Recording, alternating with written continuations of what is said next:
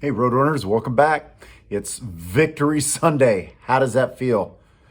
Well, it feels pretty good. There's a lot of things that we've got to talk about, right?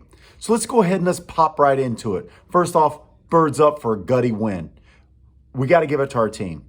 Frank, someone made the joke, and so I'm going to give him credit. So I got to give it to Joseph. He mentioned Frank is having a Scott Sterling moment. If you don't know what I'm talking about, Scott Sterling, it's a video about soccer and how the ball keeps bouncing and he keeps getting hit in the face, but his team playing goal and his team wins the game, but he's like beat up, and Frank took a beating. We were supposed to have a blue out. I'm wearing what I wore. Unwashed. It's what I wore to the game, the hat and everything. Changed underwear at least. But anyway, so I was blued out as blue we can be. And Frank was black and blue. That guy took a beating, an absolute beating. It had me scared. We saw Eddie Lee come in. Eddie Lee didn't look bothered. I think we don't have confidence in him. And it kind of shows. Some of the handoffs were fine, but I really think that we should have given him a chance to throw a little shorter passes here and there more often. Understand we were in a position we were up, right? And we were trying to extend the lead. And so we didn't want to give Texas State a lot of time back, right, to come back. But they did anyway, right? Made it 10-10. Now, but with that being said, I thought Eddie Lee, when he went out there, he looked ready. Is he going to be our guy next year? Who knows? He's going to have to get first-team reps. This team does not look like he got first-team reps, not exclusive first-team reps. Now, take that with a grain of salt when I say that, a small pinch of salt. Because, frankly, see what I did there? Frank has been here so long, he understands what's asked of him. He's a very mature individual. He's been around the program for a long time. And that's hard to overcome when you're talking to a kid right out of high school, hasn't gotten a chance to play a lot. Eddie Lee's on his third offensive coordinator also since he's been with the program, right? So, yeah, it's kind of going to be tougher on him, I think, than it is going to be on Frank, right? Now, what's the big issue? What's the big issue that you saw?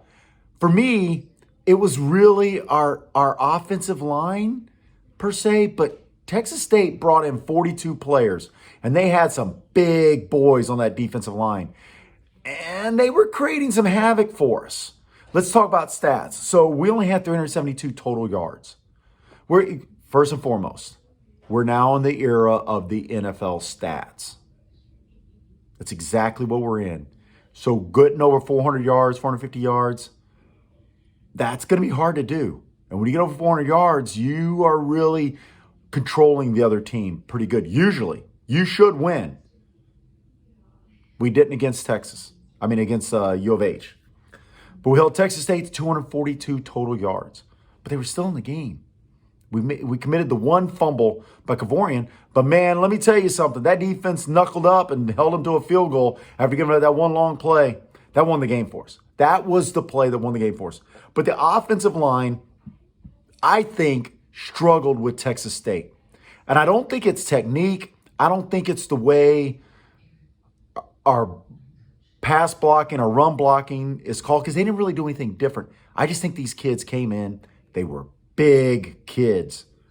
If you saw them and you're in person, they looked big. So I think maybe they had a little bit of a size advantage.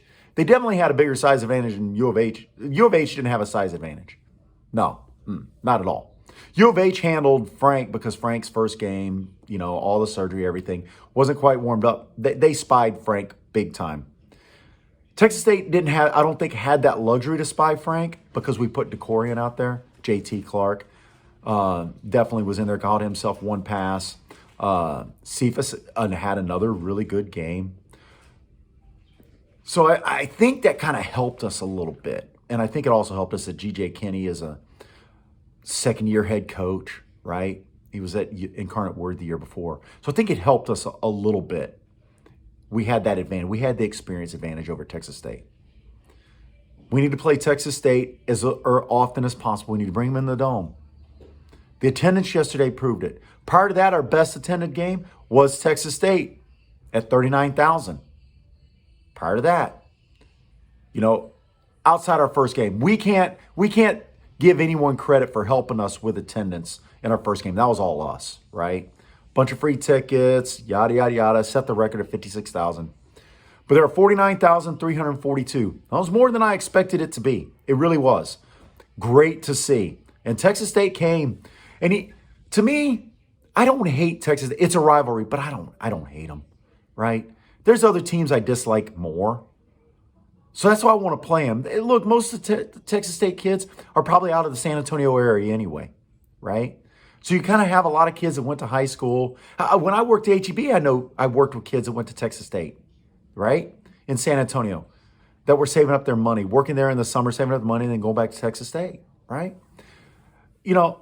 So there's really no hatred for the school. I don't think there needs to be, right? I think we both benefit because we obviously travel well to their stadium. They travel well to ours. Come on, let's tee it up. We should have played at least 8 times by now. We ain't got to play every year. I don't want to play every year because we both need the one odd year where we've got to put 2 P5 schools on our conference. We can't both have 2 P5 schools, then play each other, right? Yeah, I know Houston's a P5, but we don't really see them as a P5 this year, right? We set this up when they were a G5. But you can't have it where we play Tennessee and then Texas and then and shoehorn Texas State in the middle of that, or vice versa. I don't want that. That's why I say like the odd play 2 years, home and home, skip a year, skip 2 years, play home and home, but make it regular. This is silly that we've only played back-to-back one time, right? Maybe we've never played back-to-back. We've played 5 times. I'm trying to think, did we play back-to-back in 2012 and 2013? I just know we're 5-0 against them, and we're in our 13th season. It is what it is. But that's proof positive that we thrive on each other and we make each other look good. You say, oh, we're not here to make Texas State look good. Well, nobody else is helping us. Does Rice show up? Houston doesn't show up like Texas State does. That's 3 hours down the road. North Texas, they definitely don't help us. Do you think UTEP helps us? That's a long drive. And I'm not sure how much we help them, but I bet we help them a little bit better than they help us, is all I'm going to say. So let's get back to the game. That's my rant about that, but that's on the AD. That's on the coaches. Go and make that happen. We want this. You know you want this. If our AD is a GOAT, the GOAT would set this up. Make a lot of money for the programs. Both. Okay, so Texas State only had 13 first downs. We had 28. Our defense came to play. So TJ Finley is a transfer from LSU, from Auburn 2 years, and then at Texas State. He was supposed to be the heir apparent to Joe Burrow. That kid, 6'7", probably 250 pounds. He's a big kid. He's hard to bring down. And Trey Moore had a game. This is all about our defense. Our offense played pretty good, but this is all about our defense. Really is. Our defense went out there and shut them down. Just shut them down. I know they gave up 13 points, but they really made sure that they manhandled Texas State. We got home a lot. So let's talk about that. They had 31 yards rushing. We had 158. 100 from Kavorian. But that one run by Griffin, that was beautiful. This is our best backfield we've ever had. We only had one penalty for 5 yards. They had 6 for 40. One One was the intentional grounding. I don't know why they need to discuss that. That rule's been in place. That not necessarily that rule. That interpretation of that rule's been in place for like 7 years now. Used to be able to just throw it deep down the middle and whatever, right? As long as there's no wide receiver. They say my wide receiver got tripped up. But he had no wide receivers in the area. He was being tackled and he threw it through the back of the end zone. So it's intentional grounding. Right? Because he was going to be sacked. So, great defensive play. We turned the ball over the one time. There's 3 points for him. It is just, when I look at the box score a little bit, let's go back to the box score. Kavorian, 26 carries, 103 yards. It's not bad. It's a pretty tidy sum. About 4 yards a carry. About a little bit less, but he had that nice 23-yard run. Rocco Griffin, that 20-yard run for the touchdown. Robert Henry, 8 carries for 34 yards. You know, they get, when the sacks happen, that takes off rushing yards. So actual rushing yards, you know, we had some pretty decent rushing yards. So you got to add the 13 and the 3. So we had about 170 rushing yards if you remove the 13 yards, right, for sacks and whatnot. Tyke Ogle Kellogg had himself a game. 6 catches for 78 yards. Josh Cephas, 6 catches for 38 yards. I think we're doing good because these are guys that are like the 3rd and 4th on the depth chart. Chris Carpenter had himself 3 catches for 17 yards. Frank was pitching the ball around. Our offensive coordinator, the one thing, he only went to Cephas. Well, he went to Cardenas twice, but he didn't use Cardenas over the middle enough. That one pass where he got him for like 8 yards, that was beautiful. He just sent him straight up the field. It was a 5 and stop, 5 and turn, whatever. That is the oldest tight end pass play in the world. I mean, we ran that in junior high in the 80s. How do I know I was tight end? And it always seemed to work. It just always seemed to work because the running backs don't expect you. You just release a little late. I didn't release late. I just ran and stood there. Turned around and stood there. Ball was never thrown at me in game because our guy was probably getting sacked.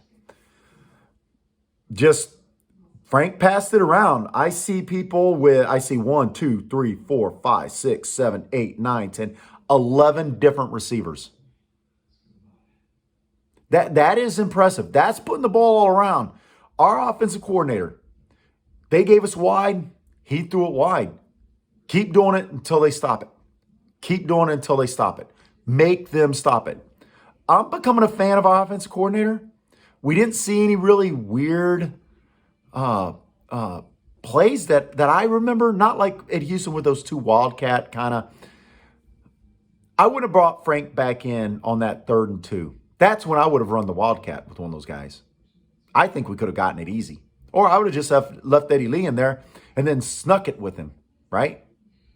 Eddie Lee's got wheels. Eddie Lee's not slow. Don't think he can't run.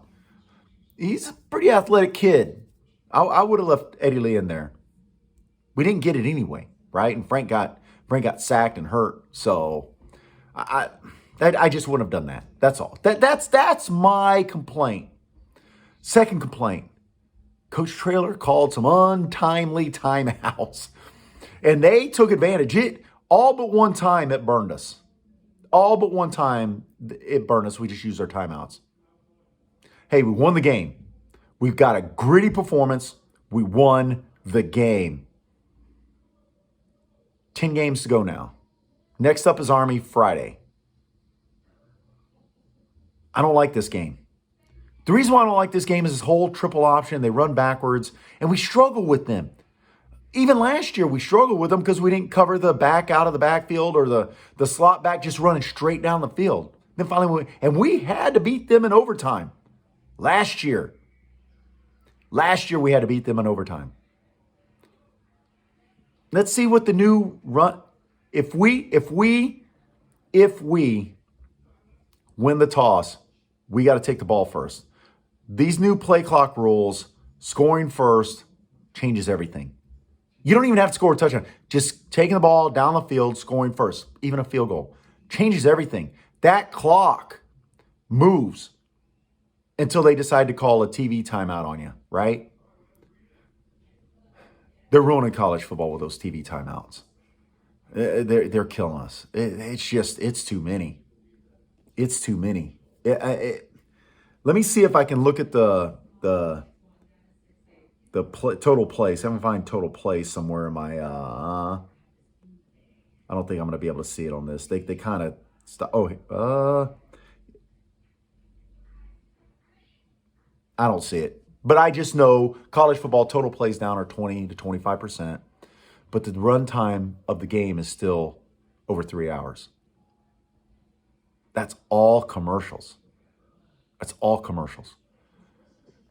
Now, I've been in the stadium, and you've heard me time and time again complain about the announcers, the noise from the announcers. We got a new DJ. He was playing while Frank and our team was in formation at the line. Someone tell that young man or old man, whoever it is, that's not when you play at all. Once they get up there and they're standing at the line, turn the music off. And in fact, when we're in a timeout and we've got the ball, I don't think he realizes how loud it is and how hard it is to communicate and how much the coaches have to talk so loud that their voices start cracking throughout the game. Think about what I'm saying. So if a coach loses his voice, how's he going to communicate? Because he's having to talk over the PA announcer. But what's funny about that is when we go on the road, I'm like, this is loud. Our kids are sitting in heaven because no one can make enough noise to shake our football team. No how, no way. It is louder in the dome when we have the football. It is beautiful. Anyway, victory Sunday. 2 down, 10 to go. We're 1-1. Had a shot at going 2-0. We take the breaks as we take them, right? I was a little worried about this game. I ain't going to lie. Was a little worried about this game after seeing what Texas State did to Baylor. But I can see why they took to Baylor. Their wide receivers and their running backs kind of fast. They got some kids that if you don't realize they're fast, they're going to get the corner on you. They're going to run by you. We had a couple instances that almost happened. That really, seriously. But luckily the pass was overthrown. Luckily we ran a better angle of attack, right? That helped. We're a well-coached football team defensively. The defensive team looked a little, I don't want to say flat. They really weren't. I think these kids are really good. Don't get me wrong. This might be one of our better defenses. Statistically, it's going to be because of the rules. But even without that, I think this is one of our better defenses we've had. Maybe our best overall. But I sit right behind them in the front row. And they looked a little flattish to me. They looked businesslike. They didn't look like they never looked like they didn't try. But there wasn't Dadrian. There wasn't Corey. There wasn't those guys that were in their face saying, guys, step it up. Now, with that being said, they were playing pretty good defense. So maybe they realized, hey, we're doing pretty good. But I am telling you, when Frank got hurt